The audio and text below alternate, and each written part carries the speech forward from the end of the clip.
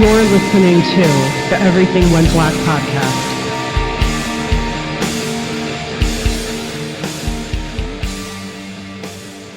Hello, everyone. Welcome to this week's episode of the Everything Went Black podcast.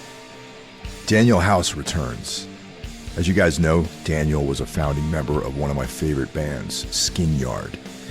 Since we last spoke, at least on EWB, he has launched his own podcast called Creative Asylum, where he's assembled an incredible array of guests, including Margaret Cho, Jack Edino, Lally, the list goes on. I got a look ahead on some of the forthcoming guests, and it's very, very cool. He asked me to be on a while back, even though I am definitely not of the same stature as some of his guests. Daniel was one of the founding members for Skin Yard, and a while back he released a curated 7-inch collection called Select. It's limited, and if you want to pick up a copy for yourself, I urge you all to head over to CZ Records, which is his label. And he's offering some just discount codes for us for 10% off all orders, good through June 21st, 2026. You can use the code 10BLACK. And this is the minimum order is $15. There's an additional 15% on all orders over $200. That is 15 Black 200. And once again, this is good through June 21st, 2026, the summer solstice. You cannot apply these discount codes in conjunction with each other, so you have to pick one or the other. If you're listening to this show, thank you for listening. You should also be listening to the other members of the Horsemen of the Podcasting Apocalypse. Kicking everything off every other Monday, we've got Brandon Legion's Horror Wolf 666. Tuesday, Jackie Smith brings you Into the Necrosphere, the greatest extreme music podcast in the land. Wednesday is the first day of double shots. We've got, of course, Everything Went Black, as well as Iblis Manifestations. Thursday is Necro Thursday, where the Necromaniacs horror podcast comes at you. It's also day one of Sold Knocks, brought to you by Carl Hikara for all things dark and esoteric. Friday, Spitball Media, a irreverent pop culture podcast. Saturday is a day off. It's springtime here in North America, so go out and enjoy yourselves. We've got the brutal summer ahead of us, at least if you live in the tri-state area. But Sunday, Carl returns for day 2 of Sold Knocks. And Carl and I are collaborating on Darkness Weaves, our exploration of the work of Carl Edward Wagner. And we're also... Please stay tuned. We also have the Savage World of Robert E. Howard coming to you as well. Once again, thanks everyone for checking this out. If you want to step things up in your support for Everything Went Black, you can join the Everything Went Black Patreon. For as little as $1 a month, you get bonus content. For $5 a month, you get bonus content plus early access to the shows. And for $25 a month, you can become a sponsor. Welcome back, Daniel. The last time we spoke, I think we were talking about the Skin Yard 7-inch box set that was about to come out. And wow. Yeah, so it's definitely been a while. Time flies, as they say. Mm-hmm. It feels like time's accelerating as the years rack up on top of each other. Wait till you get to be my age. Yeah. It's just time is definitely like this kind of bizarre, anomaly as you get older. Once you get above like 40, I feel like time starts really speeding up. For sure. Yeah. I mean, we did speak since then, just not on this podcast, but you were a guest on mine. I was leading up to that. I was leading Okay. up to that. Yeah. Well, I'm Yeah. sorry to steal your thunder. Oh no, no, it's fine. Yeah. By the way, the 7-inch box set's great. My copy, I just packed it away because Oh yeah. I'm getting ready to move, which is exciting to me. Yeah. Uh, but that was awesome. And do you have any more copies of that left or? Oh yeah, I got plenty. Okay. Yeah, I have to remind everyone to pick one up. And I'll happily send you a link if you want to include it in the show notes. please do. Please In do. fact, maybe I have an idea. I have an idea. Let's include it in the show notes, and then maybe I'll create like a little $5 discount code or Oh, something like that. yeah, that would be great. I'm sure people would appreciate that. Definitely. Absolutely. All right. Yeah. Cool. Let's do And that. if anyone that's been listening to this podcast and, listening to my weekly Patreon episodes, will be aware of Skin Yard, a band that, was seminal and a very sort of influential band from the Seattle rock scene of the early 90s. So, and Or that, the late '80s, really, because the band broke up in '91. Just right when everybody was exploding, we imploded. well, I would say that they're an influence on those early Yeah. 90s bands too, for Yeah. sure. Yeah. And bands I that think came so. after that. I would say honestly that Skin Yard, and this is not just because you're sitting here with me, but I would say that there are aspects of Skin Yard that have influenced the work that I did in Tombs too, honestly. Really? Yeah, Wow. some of the That's slower material, the more uh-huh. atmospheric stuff. There's that song in the Black In House. in the Black House, yeah. Specifically Yep. that song, the Hmm. intro, Hmm. okay? That was very influential on 2 or 3 songs that we might have done. That's very cool. Yeah, that's one of my songs. Actually, most of the slow, dirgy ones those are me almost every time, Yeah, reliably. those are the ones that I really appreciate. Yeah. But Cool. I have to congratulate you on Creative Asylum getting that off the ground. No, And thank I you. have to thank you for featuring me as one of your guests. And that was Yeah. very much an honor, especially in respect to the people that you've had on the show. And it's been really enjoyable. And so anyone out there who is interested, I mean, I'll let you take it over here. I mean, there's definitely I would say a mission statement with what you're trying to do with the, Hmm. with the podcast. Yeah. I think that's fair. I mean, so the Creative Asylum podcast is was an idea that was kind of brewing for 7 years, and that whole thing kind of got spawned. The idea got spawned from doing all the interviews that I was doing for years and years for the as of yet still to be finished and eventually released Skinnyard oral history book called Words on Bone. I get a little work every week, but it's never enough, and I need to do like 40-hour weeks for the next 3 months, and then I could get the whole thing done. But anyway, I just that whole process of just talking to people and having conversations, I was like, this is really cool, and I enjoy the process of having conversations like this.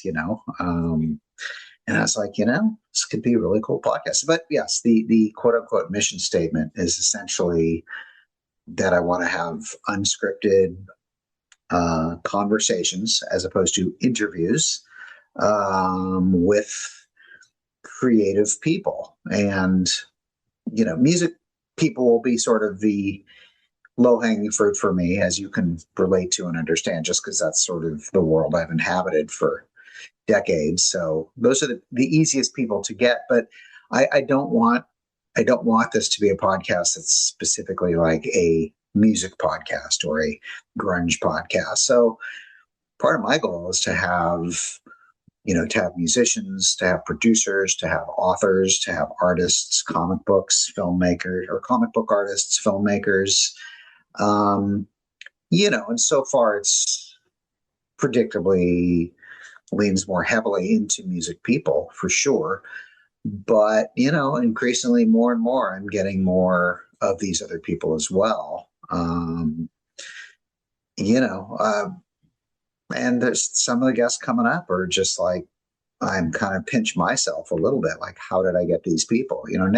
Next week's episode, I don't know when this is airing as we're talking, but next week's episode is Gina Gershon, which I'm still kind of blown away that she agreed to appear, and I'm honored, and it was great. It's shorter than most; it was about a half an hour. But after that, I have a conversation with Tracy Bonham, which for a lot of people on this podcast might be like, whatever. But she's a cool woman, and she's she had a huge hit in the mid '90s, and she's continued making music for the 3 decades since. After that, I have one with Bette Andreanse, who's goes by the name Bette A, who did a collaborative record with Brian Eno and also collaborated on a book project together.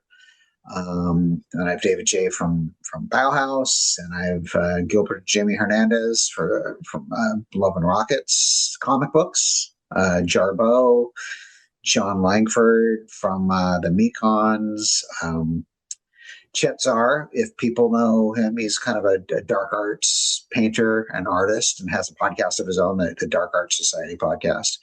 And then Toby Poser and John Adams together, which is just freaking rad. So, yeah.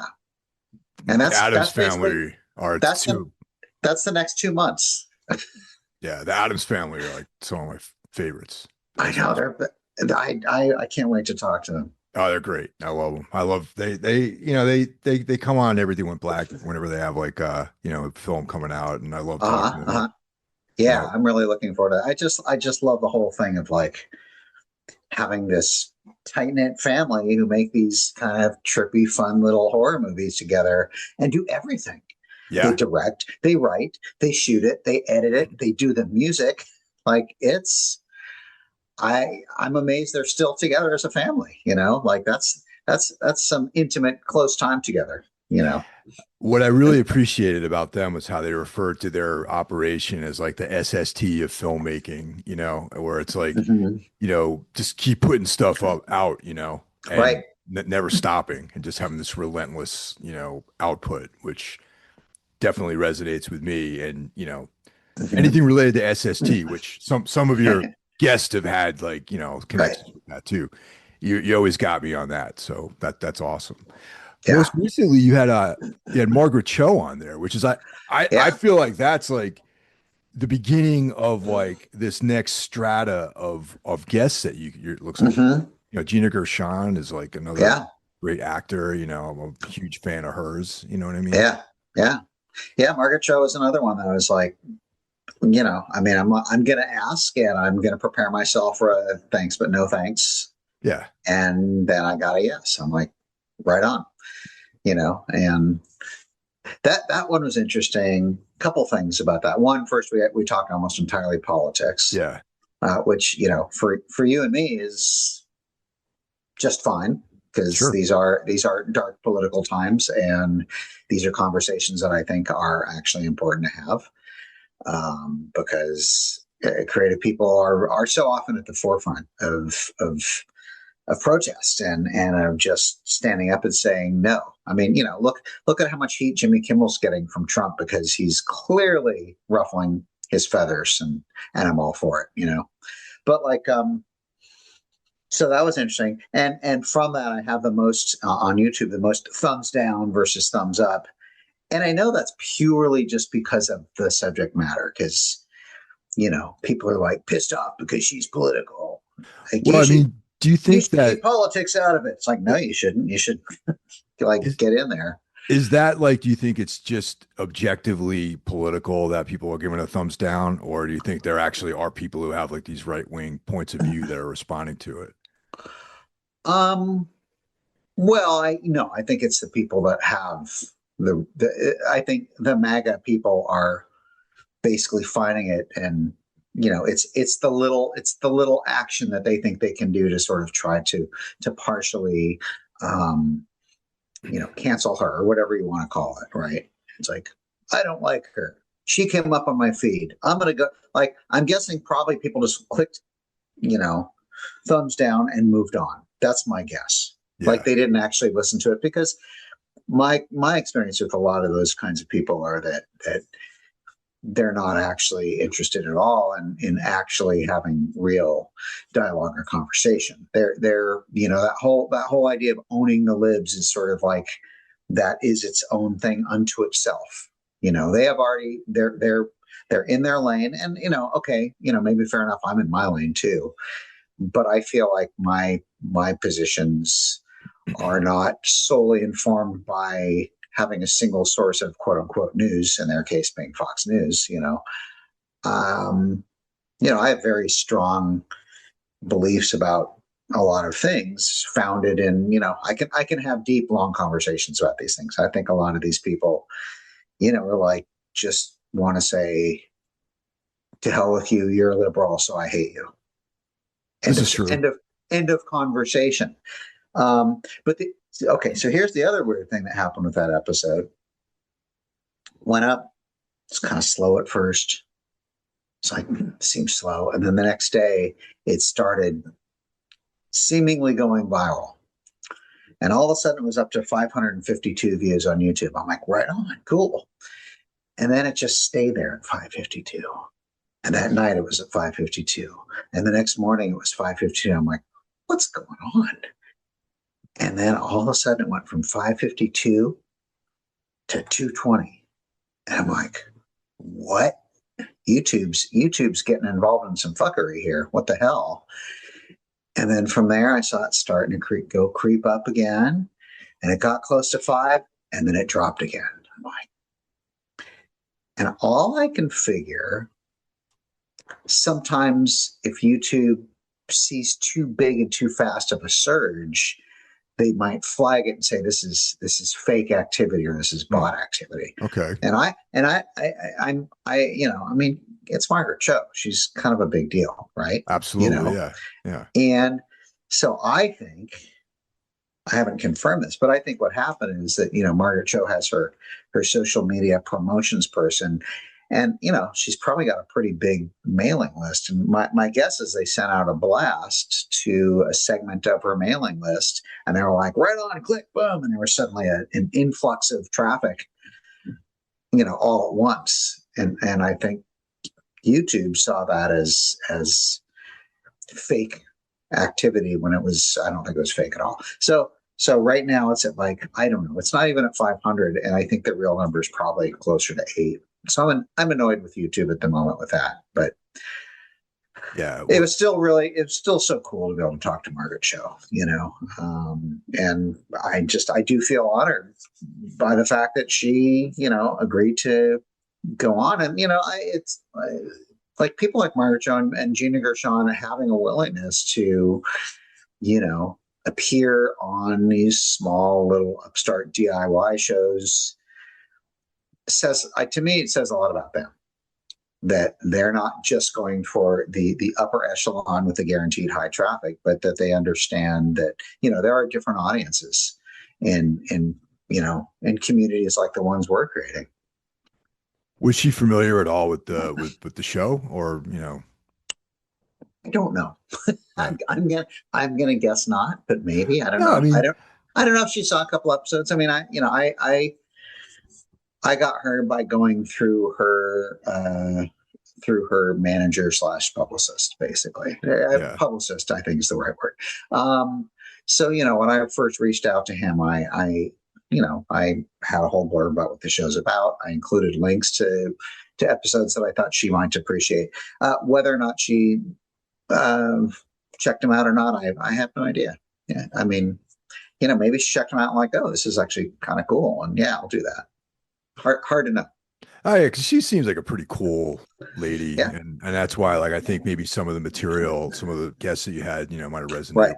Stuff for sure. Yeah, entirely possible. That was another one where she was like, it's like, yeah, she's into it, but she doesn't want to do an hour. I'm like, okay, fair enough.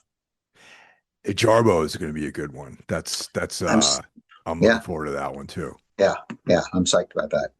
Yeah, I interviewed her once, many years ago, for a website I used to have, and that was just transcribed, so it was more like a a web print article. This is the first time it's been video, so that was really cool.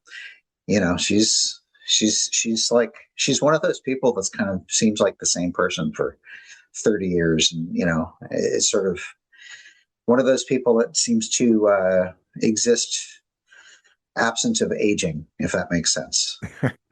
Yeah, I mean, I've stayed up to date with all of her solo stuff too. A former bandmate of mine played in her live bands. Oh, really? Um, there was that one record, Mahakali. Yeah, That one Macaulay. yeah, that one is on the tours after that record. The guy who played synths for Tombs for a while was in that band, and Okay, yeah, yeah, it's that's a great record, great record. Macaulay.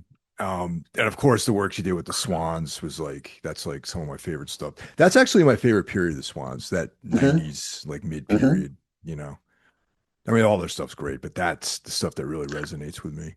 Yeah, yeah, it's good stuff. I mean, she's I don't know how she stays so incredibly prolific. She's like I hadn't really kept up with her catalog, and I'm like, well, I guess I better, I guess I'd better get myself back up to speed to see what she's been doing. I'm like, oh man, she's been doing just a ton. She's constantly creating, and those are the kind of people I love to talk to. Just like you know, like you don't even have to ask why you do it. It's because it's what I do. You know, it's what drives me and keeps me moving forward in life. And so I you know, that just happened. Was that 2 weeks ago? I think we had the conversation. It's going to be quite a few weeks before it comes out. Yeah, Just I know that you cut these episodes way in advance, so yeah, it's probably, yeah, down the line. I'm to do things like a week from now makes me nervous just thinking about you know Yeah, well, sometimes that's I wish that I could be that far in advance with a lot of this stuff, but for me, I find yeah, myself I'm like up against it sometimes. With this podcast and the Necromaniacs podcast I right. do. You have two, which I can't even fathom doing two Yeah, I mean at it all. gets difficult, but at least with the other one, I got two other guys I work with regularly on that. Right, right. Yeah. Which one's bigger for you? I mean, in terms of like audience, Necromaniacs. it is okay. Necromaniacs is definitely bigger. It's easier for people to relate to like horror movies, and Sure, it's a genre. There's like a built-in audience for right. that. Yeah, And it's a shared interest. yeah, and I think just like with especially with the direction that Everything Went Black has taken in the last couple of years, is like Uh-huh. I've definitely strayed away from similar to what you're doing. Like I started mostly focused on music, Hmm. but then I found that my desire to talk strictly about music and having to worry about, um, who has new records out, and, who's doing like a press, cycle, Hmm. and that kind of stuff. I got really sort of tired of that. And there's other podcasts out there that do it better than I do. Right, right. And so now it's been more just like, you know, a wide open, sort of genreless sort of expression. I mean, like I like to Hmm. talk about books. I'll do deep dives into certain books with a co-host that I have, Right, right. authors, filmmakers, and also still musicians. So it's like a Well, variety of stuff. I'm also finding that there's more and more people that are writing books. Yeah. So it's a conversation with a musician, but often it's a conversation with a musician who just wrote a book, or like in some cases wrote a book a couple of years ago. Um, that's how the whole Gina Gershon thing came about, is because she's just released a memoir called Okay. Alpha Pussy. So I'm like, all right, gotta finish this book before we talk. And I'm going to be doing probably in 5 or 6 weeks. I'm having a conversation with Mickey. I never know how to pronounce her name properly. Mickey Bereni or Bereni, used to be in the band Lush. Oh, okay. Yeah, I know the band Rush. Um, Yeah. she wrote a book a couple of years ago. So so I'll be talking to her, and I ordered the book, and I'm like, well, I have to read the book before we talk. But it's cool because at that point you have this whole other thing that's not just the body of the creative work they did musically, but she'll read the book and she'll talk about aspects of her life and growing up, and that of course will trigger all kinds of just thoughts. And so increasingly I just find that there's these people that they create, and music is just maybe the front of the spear, but there's the entire spear. There's all the other things and the ways that they're also creative, which I guess in a way they're like, yeah, these are my people, right?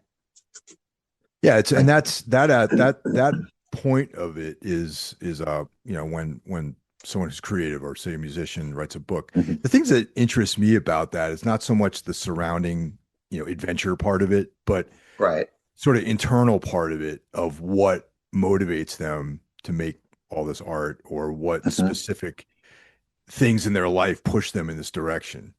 Right. Was there a moment where it was like you can go left or right and you decide to go right, and then that's what leads you down this path? Because I know a lot of Mhm. times, like, even personally with myself, it's like there's a series of choices that put me on the path that I was on, and I was interested to hear like what other people's process is like when they're faced Yeah. with that. I'm always interested. Just was it just something that you just did because that's what you do, or was it more of a conscious, intentional thing? You know, or along the way, if you're doing something and that changes, like oh, I never thought about it. It's just what I did, and then at some point they're like, oh, I made a conscious decision now to do this specific thing. Because I think for a lot of people, it's just like, I guess I never thought about it. It's just it's sort of people that pursue like, oh well, that makes me happy. Like one of the conversations I had was, I don't know how many of the episodes you've checked out, but this guy named Gary Taxali, he's a Canada based visual artist, illustrator, and part of the conversation was him going, because I kind of asked him about that. And he goes, well, I have a lot of friends who are successful. They're lawyers or they're this and they're that, but they don't necessarily enjoy their work, right? They do this thing and they make money and they do well, and they probably have a really nice house and all this stuff. But for I think a lot of artists, and I use that term as a broad umbrella, Yeah. musicians, writer, visual artists, cartoonists, whatever, filmmakers, like using John and Toby as an example. Uh, you sure get the sense when you watch their movies that they are having the time of their life, Oh yeah. Yeah, right? definitely. Yep. And so I think that for most of these creative people, for artists, as I like to use the term as broadly as possible, that these are people who are doing the things that bring them the greatest joy in life, right? And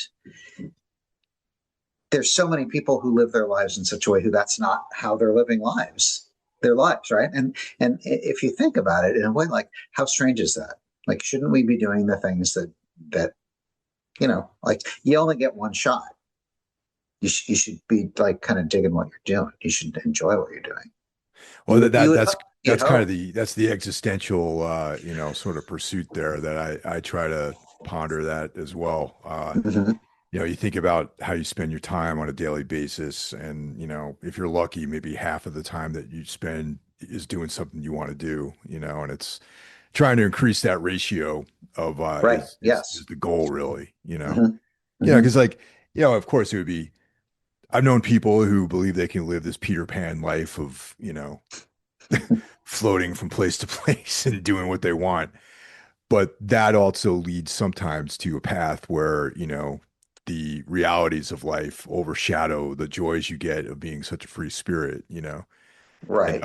and I think that there's a balance to be struck with that, And I've tried it both ways too, man. So I'm speaking from experience, where I've tried like, you know, the freedom of not really having a place to live, and Hmm. being, a sort of day by day kind of, person. And yeah, it's cool, but after a while, you know, um, the realities of that sort of set in, and you're like, well, I got to come up with another plan here. Right. Well, that's the I guess that's the reality of living in a capitalist world. I was just gonna. Right. We're not hunters and gatherers anymore, man. That's for Right. sure. Right. So maybe the conversation is that really, societally, is that ultimately is that the best way for a society to exist? Perhaps not, but perhaps that's irrelevant because we can all be idealists, but until you're ready to sort of create that utopian society, or the question is maybe how do you create that utopian society? I have this whole fantasy of like I don't know, like by you get a collective of like-minded people. Maybe it's 10 couples, right? And you can buy this, I don't know, 40-acre plot, and somehow you're able to pool your money in such a way so you have this semi-communal 40-acre plot of like, creative artist weirdos, and we all have our houses and we all have our creative spaces, and I don't know, maybe there's a communal garden, and you know and I've kind of had this fantasy for decades of like, how cool would that be? And it'd be pretty cool. Probably realistically, it's not as amazing as you think it'd be, because there's these people who are, have these complicated personalities. And it's never as easy as you hope to idealize. But I still like it as this fantasy of like, for a while when I was out in the desert, I saw some like large plots of land. I'm like, what if we could, like, who would be interested in actually doing that? And then there was like, I don't want to live in the desert. I want to move to Europe. Oh, I wonder if I can find, another 5 couples who would be interested in all going there together and buying a large piece of land, and, maybe building our houses. So we were sort of a de facto community of sorts, but we were all still independent and separate of each other, but we had each other to sort of rely on and help support each other's efforts and dreams. I feel like Europeans have more of a handle on a concept like that, Mm-hmm. and the American experience is like very interesting. I mean, being that both you and I are American, so we're living in it right now. Yeah, But true. like Americans purport to be all about freedom, yet there's a large percentage of our population that seems to be in love with fascism, and they Yeah, respond strongly to that, and they cloak that love of fascism and authoritarianism. They're misguided into believing that that is leading towards some sort of freedom, some kind of you know sloganeering that convinces them that they're doing something in their best interest, and I feel right. like that's kind of like the modern American experience. Well, it's where we are currently, Yeah. and we've been here before, and I mean, but I think it's also really easy to just say this is an American thing, and I mean, you're seeing fascist ideologies kind of rising up all over the world, and I think commonly when societies find themselves often very downtrodden and having more and more difficult times just getting by, that I think sometimes fascists can come in with these sort of broad sweeping kind of populist ideas, or a populist rhetoric to say, I am the person who can now save you. And I think I think what happens is they sell a bill of goods, and there's a segment of the population that is just like, this makes sense to me. And it's sort of that whole thing of like, I need this strong leader that can help me out of this thing, never realizing that it's the exact opposite is what's going to happen. It's you're getting hoodwinked, you're getting sold a false bill of goods, and they sell this dream that's never really the thing that ends up getting delivered. But the thing is, too, with very few exceptions, fascists never ultimately end up staying around forever. They almost always get it overthrown. and you can say, well, what about North Korea? Yeah, okay, well, yeah, but how long have they really been around? And that's so absolute in the way that Kim Jong Un is an absolute dictator, that people there live in fear of death if they dare rise up. But I mean, if you look at Russia right now, things in Russia are incredibly unstable, and I think people that don't pay attention to history don't realize how much instability has happened in the last 150 years in Russia, and the fact that there have been dictatorships have been overthrown more than once. The Russian experiment it's interesting to me that in different ways it continues to sort of repeat itself in that particular country. But it looks like things in that country right now, with this very misguided war against Ukraine, very possibly has the strong likelihood of overthrowing the Putin regime. And I see similar things happening, in the U.S. with Trump and with his completely ridiculous war attacking Iran. And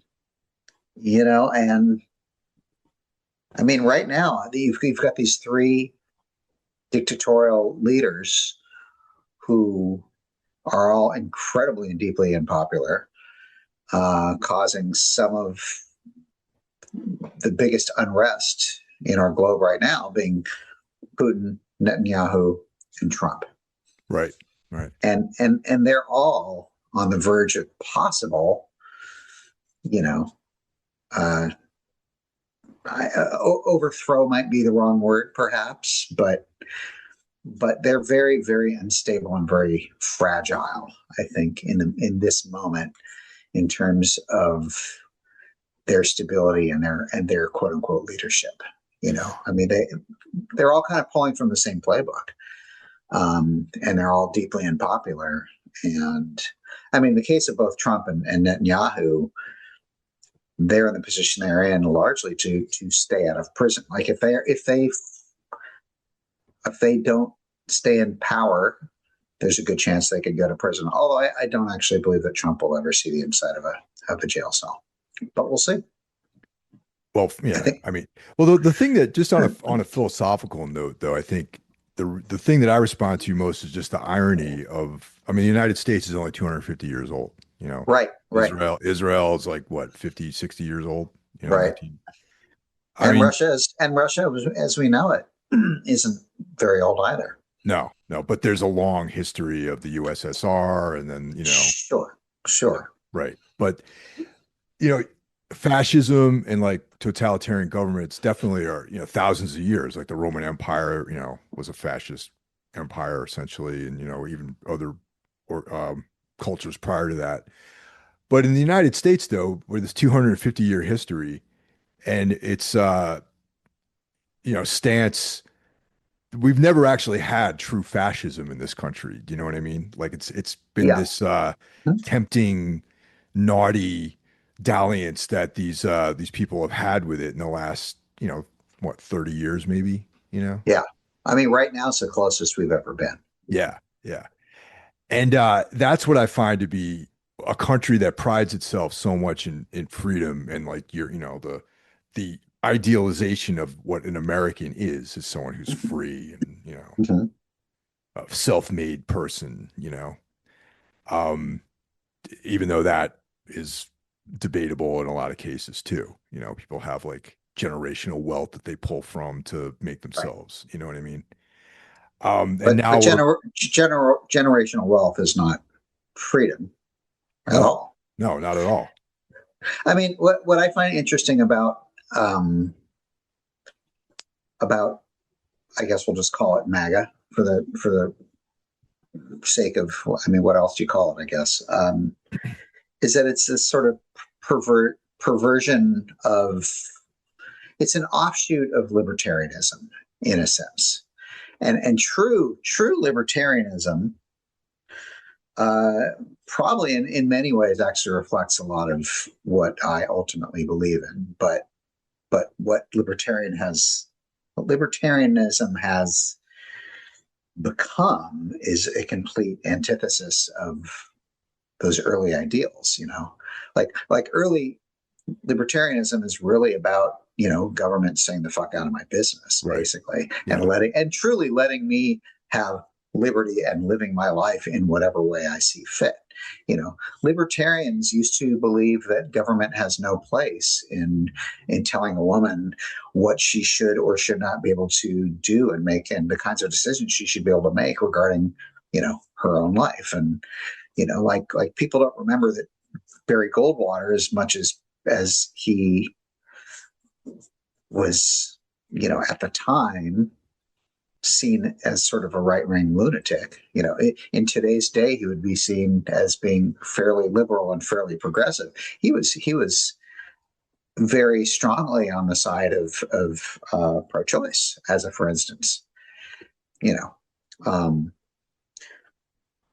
but from libertarianism came the Tea Party, which was sort of the very first seedlings of what we now see as MAGA, which is, again, the closest we've ever come to a true fascist movement. Although some people might disagree with me because, we did have a strong Nazi party In the late in 30s. the 30s. Yeah. We actually had that we had the American Bund, and we had that huge Nazi rally at Madison Square Garden in 1939, which, most people who think they know a little bit about, the American history of the last 100 years actually have never heard of that.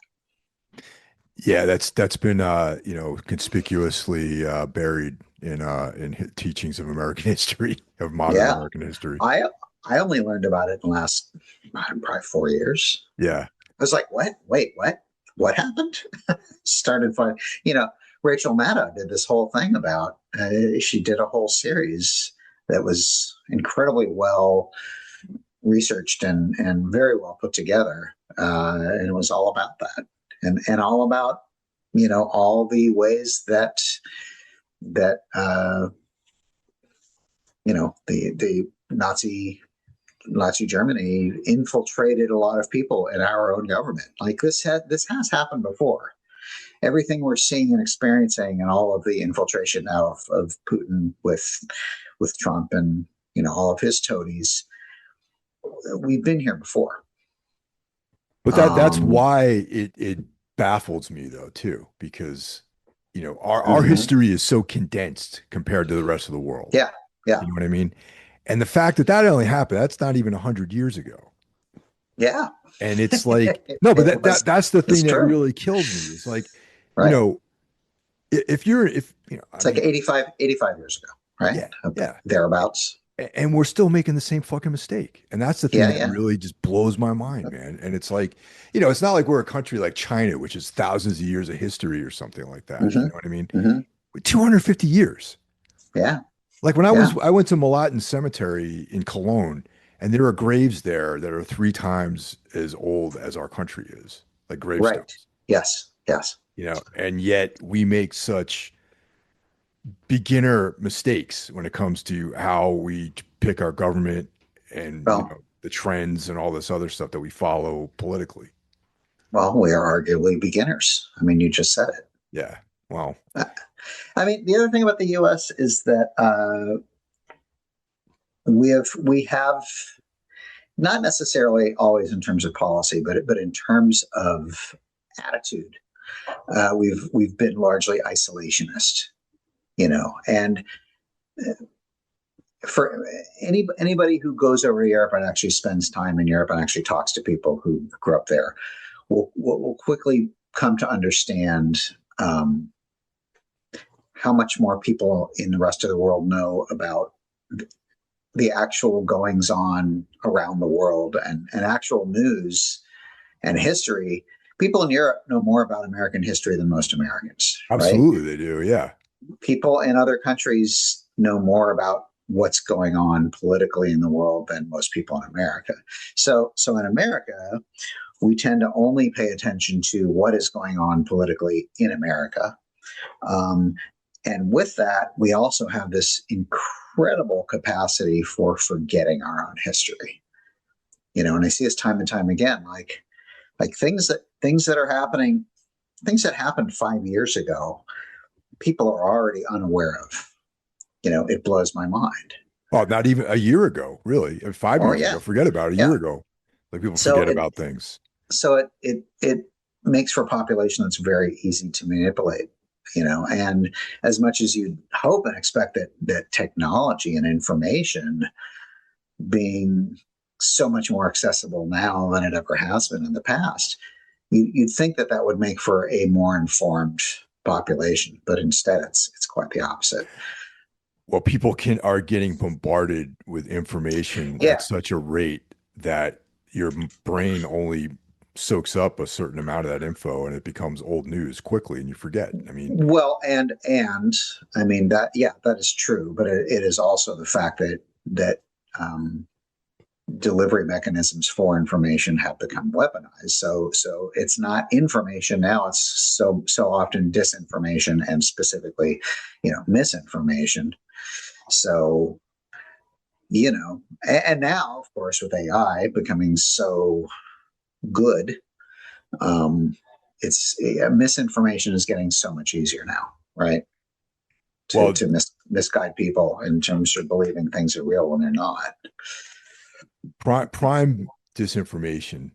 Just today, actually, I was driving back from running an errand and I was listening to a podcast and some, I don't even remember the it was a senator, some Republican senator, was commenting about gas prices because gas Uh-huh. is obviously going up, right? And he's like, Yep. "Oh, under Joe Biden, there was a sharp increase from," and I'm like, "Okay, yes, that's true if you look at the quantitative value of a gallon of gas. However, he didn't explore the whole reasoning behind why gas went up between, you know, 2021 and 2023 or something like that. You know what I mean? Like with the pandemic and all that. Like there's no demand. So they turned that Yeah. valve off, right? So you Right. stop making less gasoline.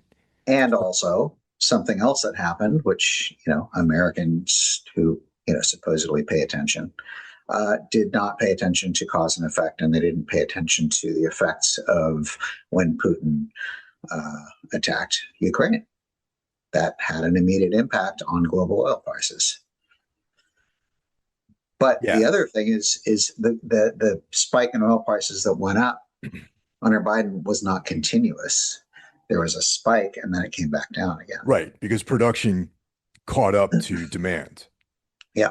essentially. Because, back, just during the pandemic, everyone was staying home, demand went down, prices went down, production Yep. went down. Suddenly the doors are open, everyone's wilding out, driving Mm-hmm. their cars, taking flights, demand goes up, supply is more or less has to catch up to that demand, Right. prices go up.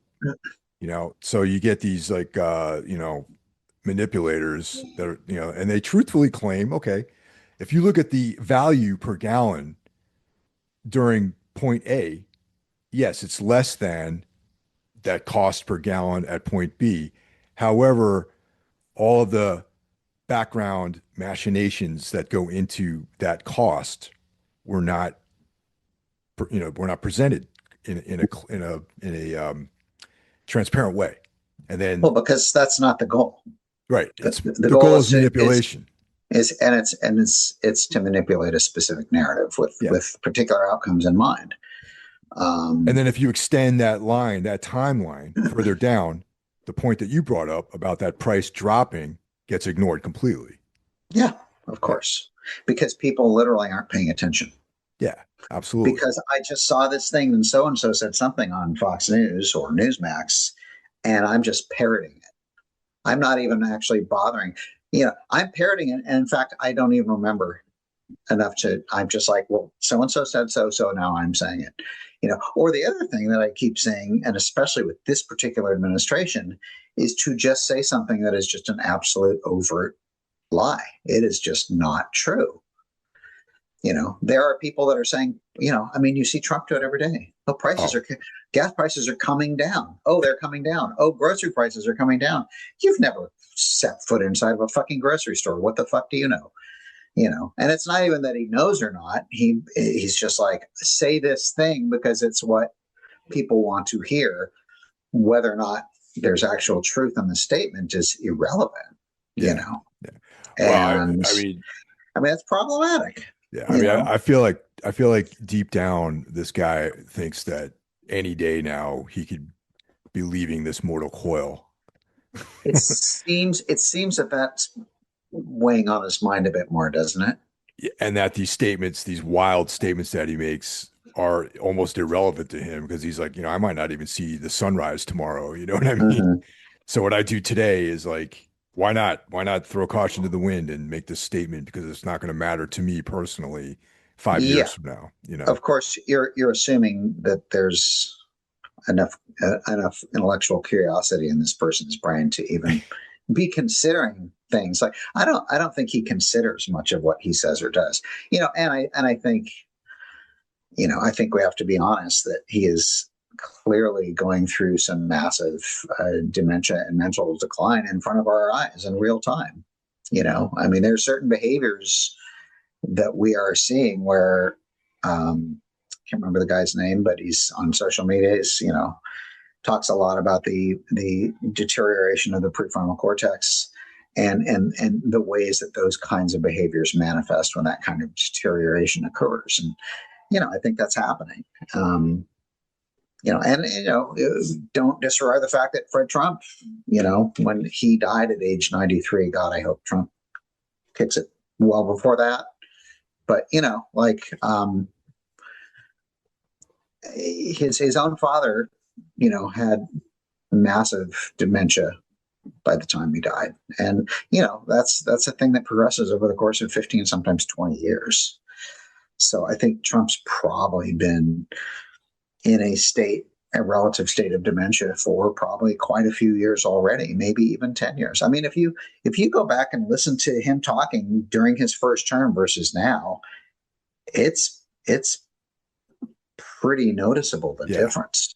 absolutely it is. Like it's pretty extreme, and I I I I'm willing to risk being called an ageist, but I kind of think that maybe people of a certain age should not run for positions of high power anymore.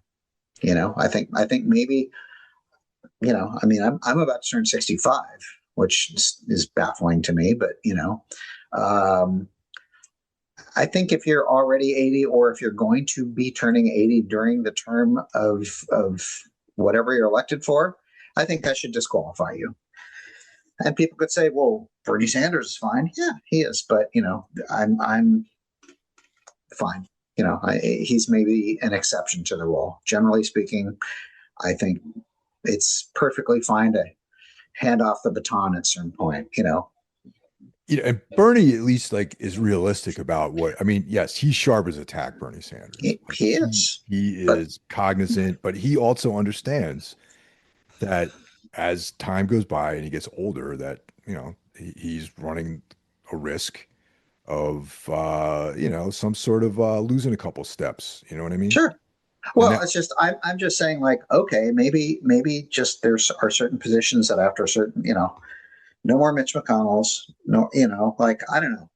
Maybe you just don't get to be in the Senate or the Congress or president or vice president anymore after you're a certain age. Doesn't mean you have to step away from society. Doesn't mean you have to step away from politics. It maybe just says that you take a different role in terms of the power that you wield. And I mean, regardless,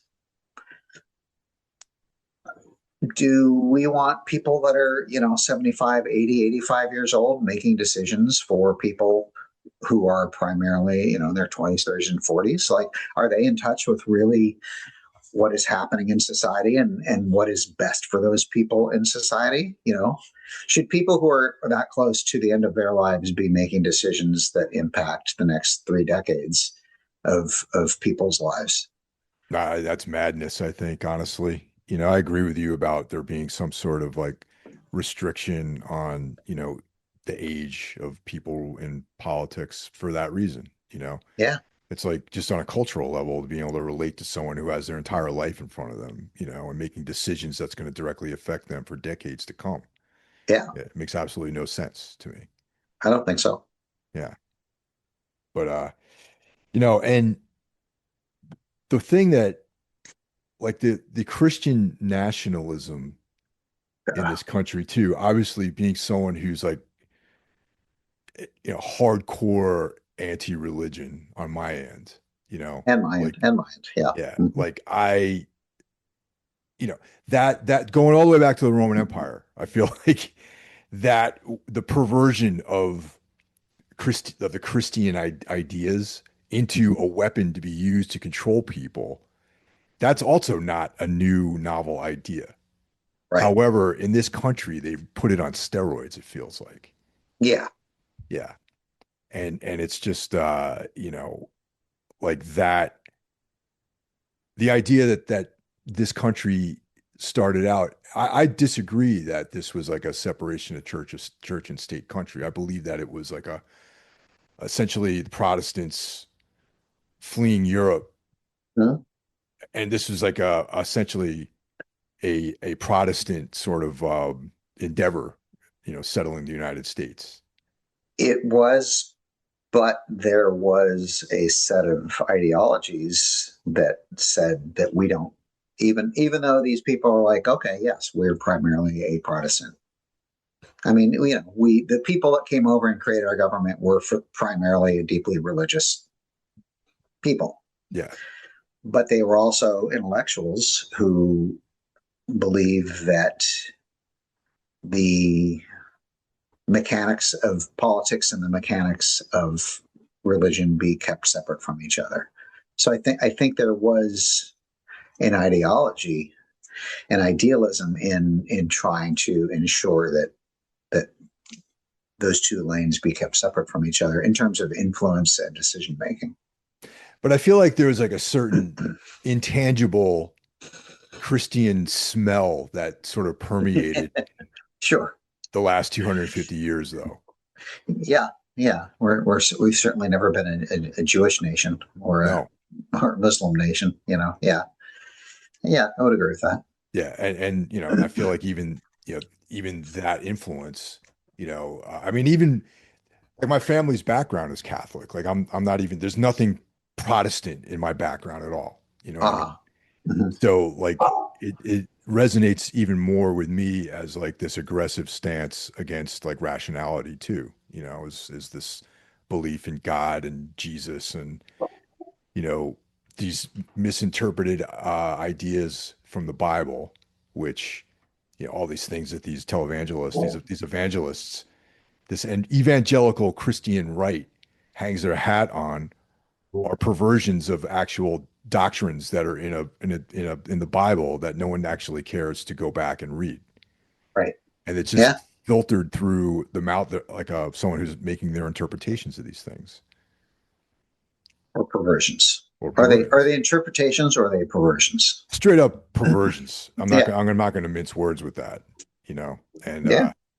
and in a sense, it's like any the use of the monotheistic religions to like control people though that's exactly what and people in this country like the right wing is accusing the Muslims for doing. I mean, Yeah. even within the Islamic beliefs there's different versions of Muhammad and all this other stuff, but at the end of the day it's a leader using religious beliefs to control people to do to keep them subjugated basically, and that's Well, I, exactly I what think I think that is the role of all religion, ultimately. somewhere way, way, way back. I feel like Jesus was just, if he existed at all, like there's a belief that he was this guy Apollonius that was actually from Greece. Oh yeah. That he was just some dude wandering the desert who had a bunch of ideas and people followed him. Like that guy, I'll consider some of the things he says, because Sure. there's Uh-huh. no there's no agenda with him. His agenda was to like, I have these ideas. I'm, hanging out here in the desert, you know, hanging out with prostitutes and poor people and just walking the earth, and these are my beliefs, and I can get behind someone like that. But Yeah. once the system picked up on that, and there got to be this, I mean, that's what happened with the Roman Empire. Like the Romans were pagan, and then they saw how Christianity proliferated through, all the people, Mhm. these Jews who were adopting these different beliefs, these progressive beliefs. And then what was it, Constantine, I think he was the first Christian, first, Roman emperor who started putting Christianity as their national religion. Then Right. it became this like yoke that they could wield power with, that they could enslave people with these ideas. And then that went all the way across Europe into Well, England, I believe everywhere. the story you just told is the story of every religion.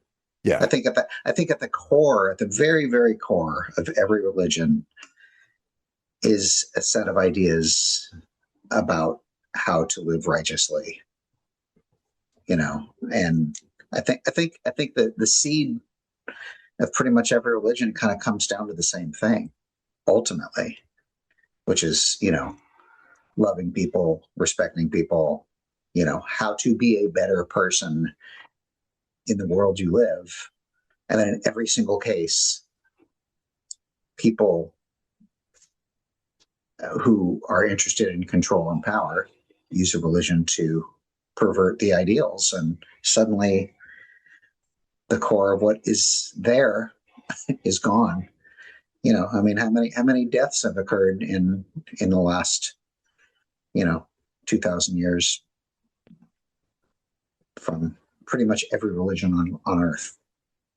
Yeah. I mean, that's there's no, you can't argue that, and No. it's, So that's, that's at the core of why I am typically, anti-organized religion and anti-religious dogma of any kind. Although, if you were to ask me, I would say that I probably consider myself Buddhist. Um, I also don't think of Buddhism as a religion. yeah, I mean, I would agree with that. It's more of a philosophy, I would say, than a Yeah, religion or yeah. practice. Or it's a set of practices, and I mean, it's similar, I guess, in certain ways. It is an organized set of ideas. It has the same. It is the same way in that the whole idea of how to best live your life, and the idea of what nirvana is basically to achieve the perfect way to be a person in terms of you know how you ascend to lead life and treat others in the world. But you also don't need any kind of religion or any organized set of beliefs to try to become a better person. Nobody does. I think what's nice about having a philosophy, though, is the narrative of it, the storytelling aspects of it, where yes, you can have these ideas like I want to be a better person. Okay, great. But when it's told to you in like a relatable story, then it's almost we're going back to like kind of full circle with what art is. You know what I mean? Mhm. Like if you read like Thus Spoke Zarathustra or something like that, or any kind of philosophical narrative, you or even like Marcus Aurelius's like Stoic essays or whatever.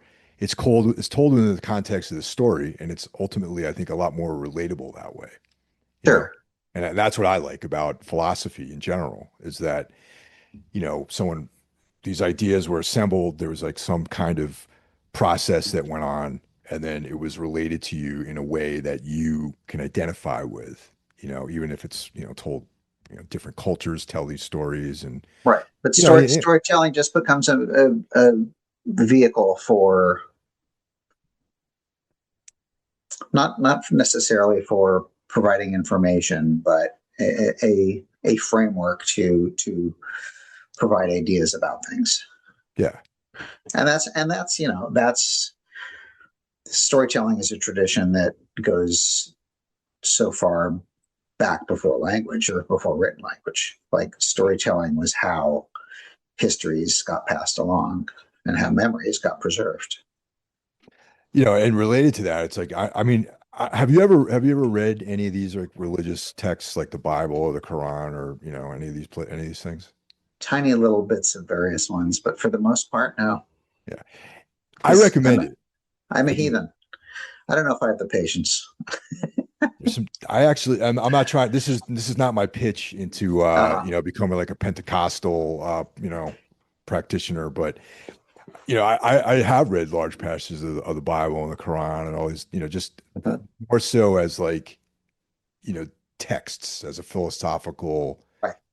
maybe certain aspects of it. Of course, with the Bible, it's like, all the apocalyptic stuff, like, that's the stuff that originally drew me into reading the Bible too, you know what I mean?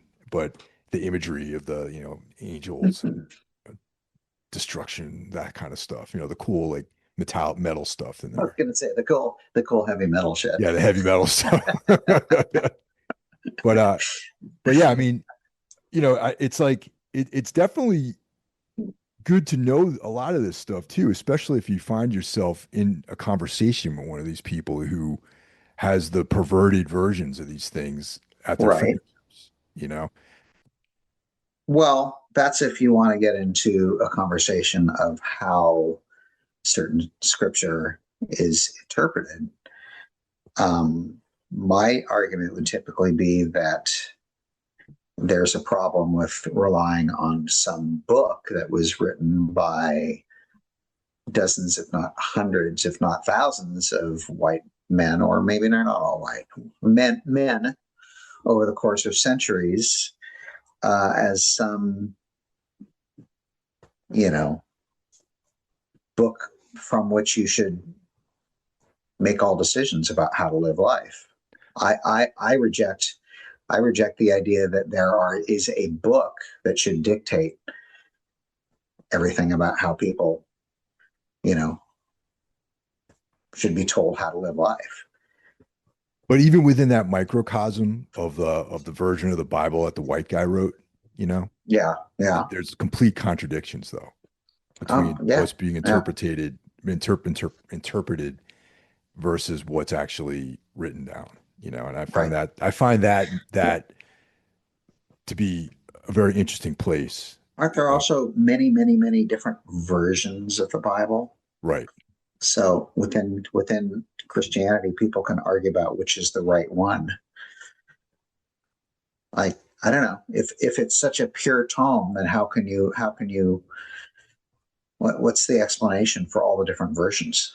Well, I mean, I'm not saying that there's any pure tone, but for me, it's just like, first of all, all right, Because step one, the heavy metal part is awesome, right? yeah, The apocalypse, yeah.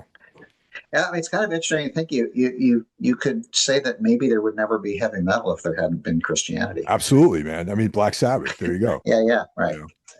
know.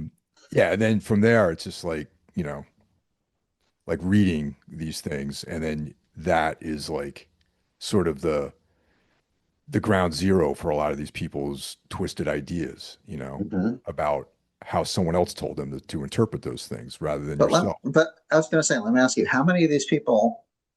I mean, I know it's a silly what, yeah, these people, but how many of these people have in fact sat down and truly read the whole Bible Well, that's versus going to church and having some guy pick and choose and that's the whole point, though, is right. that it's being filtered through someone else with an agenda. Yes. And you are relying on that person to give you the truth as opposed to seeking it yourself, or the truth as like purely subjective truth in this case, rather than seeking it yourself and interpreting things yourself. You Well, rely that's on the this other difference person. between critical thinking or lack thereof. Right. It's my opinion has always been people that are intensely embedded in their religious belief and going to church all the time and taking what others tell them they should believe. To me, that's a clear lack of critical thinking skills. That I don't need to go to a person and rely on their interpretation of what is right and wrong. I'll decide for myself. Yeah. 100%. Yeah. Now, it's awesome to talk, all these political topics, but one of the things that like blew my mind in the last like 5 years though is other podcasters. I don't know, uh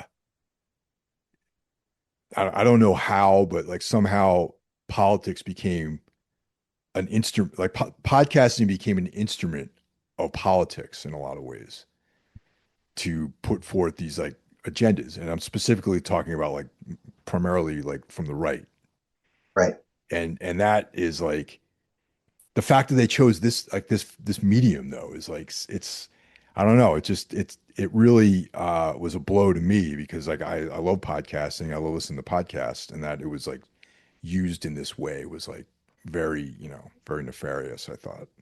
Well, it's low barrier for entry and it's cheap. Good point. You Yeah. know, I mean that's why that's why there's however I don't know how many podcasts there are, but at least Thousands, tens of yeah, thousands, I think it's hundreds of like thousands. 50,000. I think there's like something like 50,000 active podcasts, like continuing, ongoing. It's insane. It's crazy. Like how anybody can filter through any of it and find any of us is amazing to me. But to me, that's what you're just a guy with an opinion and presumably a desire to be heard.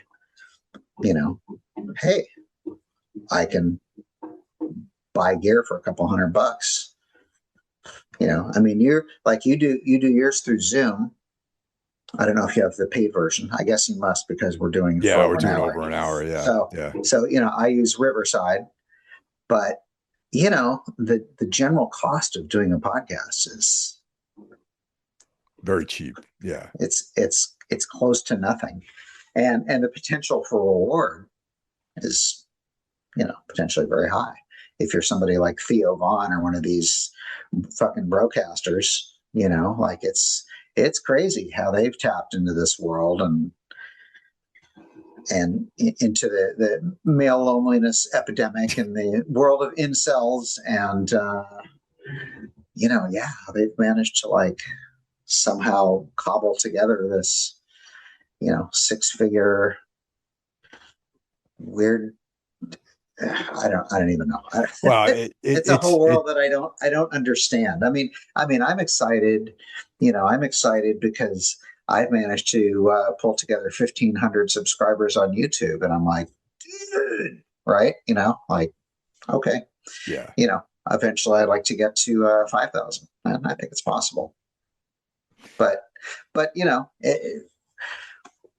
sometimes I wonder, like, okay, am I doing this because I'm trying to get famous or something? And I think the answer is no. But I do get something out of it for real. I get a lot out of the connectedness that I am able to feel through having meaningful conversations with people and exchanging ideas. It's in my case, to really talk with people who are innately creative people who are living their lives doing creative things. That's something that's always been interesting to me. Yeah, I mean, it's definitely another element of just if you're a creative person, like this is part of that, I think too. Mm-hmm. And it's like it's another medium like to work in. And let me ask you, did you have any experience? You do the one thing which I give you a lot of credit for is the video element of your show, Mm-hmm. which is on YouTube. Mm-hmm. 'Cause mine is all audio. Okay. Did you have any experience at all doing any kind of video editing or any of that Aren't we production? doing good? Are we doing video right now? No, but I mean, like your final product is video. Oh, Mine is yeah. only audio, right? So there's like Oh, a whole other like quiver uh-huh. of skills that you need to do to pull all that together. You know what I mean? Well, that's Like with the editing and all that sort of stuff. yeah. But the tools again are, to be fair, I work with an editor. Okay. I could probably do it myself, but I was just like, in my case, it's like it's already more than I feel like I can take on, and that's just one extra element that I don't want to have to learn and teach myself. Then again, I use this platform Riverside, and you can, do basic editing within the app Okay. and spit out the files you need. I mean, there's a lot of different tools like this. There's Riverside and there's StreamYard and there's 3 or 4 different main ones that you do the recording, and then within the suite of tools includes editing and output, and you can either export to a a FileMaker Pro, or not FileMaker Pro, what am I saying? I'm beginning to have a long COVID brain, getting very tired. Anyway, you can export to an audio file. You can export to a video file, an MP4, or you can export a timeline file to a couple different native video editing apps as well and export that way. And then from there, I mean, you just basically learn the tools and, but I do work with an editor because I don't just want to poop stuff out just as like I go in and I pre-edit everything, or I tighten things up a lot. Sometimes I cut stuff out. So I clean it up and tighten it up a bit before I send it off to my editor, and he does the final assembly. Oh, I got you. Makes it all look prettier and nicer, and but I also went into this thing from day one with the goal and intention of being video first. Right. Okay. With we do the video edit, and then from that do an MP3 export, and then like I don't know what platform do you use to push your thing out on? Oh, Podbean is what I use. Okay, so you use Podbean. I use Acast, and again, there's like a dozen different platforms to do that. So the only added layer of what I do to what you do is I create the video first, and then from the video I create the MP3 for audio, and then I use Acast and we use Podbean, and then separately I do my thing on YouTube. So it's just one extra step in terms of workflow. Right on. Okay. Actually, I wanted to circle back to one thing, which I actually had it written down here as one of the things I want to talk about is is there any updates on the book? Because you touched on that earlier. Yeah. Sore subject. It's not a sore subject. I think I mentioned to you, I don't remember if I've mentioned before, I'd mentioned just a moment ago, is that I've been dealing with long COVID for 4 years now. Yes. Yeah. And I like right now, I don't know if I look it or sound it, but at this moment, as I'm speaking to you, I'm feeling massively exhausted.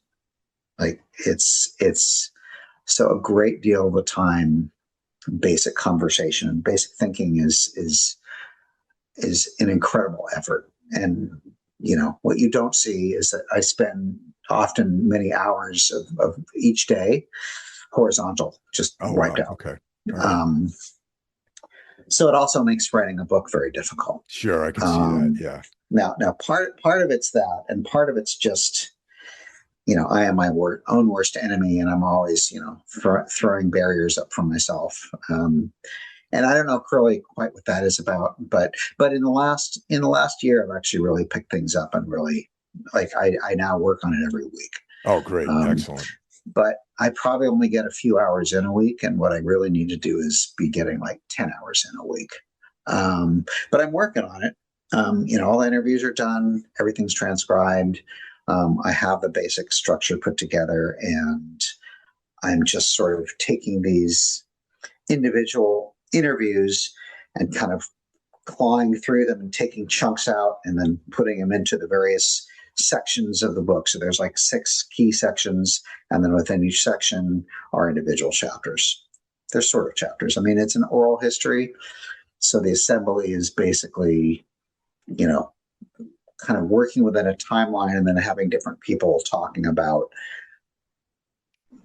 the things that were happening at that time. And then at the head of each section is a narrative piece that I write in front of everything. And the weird thing also is like, I'm the interviewer, but I'm also interviewed by a number of people. Right. So like inserting myself in there and making the distinction between when I'm an interviewer and when it's just me being interviewed is a bit of a task, but it's been really great. I mean, I have some really great interviews, and it was initially my goal to have it basically be done by last by the end of last year, and now it's my goal to basically, hopefully, to have it done by the end of this year. I don't think I'm going to succeed, but but that said, I think I'm going to have. It is my hope to at least have a chapter more or less put together, or I should say a section. And if I can do that, then I pretty much have the whole proposal put together. And the only thing missing is, like, when you put together a proposal for nonfiction, the structure always says, you have to have a finished chapter that you kind of drop in as part of your submission. So that's kind of my goal, is to have a section more or less in presentable form so I can then get the proposal out. And then I want to shop it to publishers. And, I feel very confident that there's enough people of interest in the book, and just the time and place that it's talking about. I think there'll be enough interest, and there'll probably be a number of different publishers who will be interested.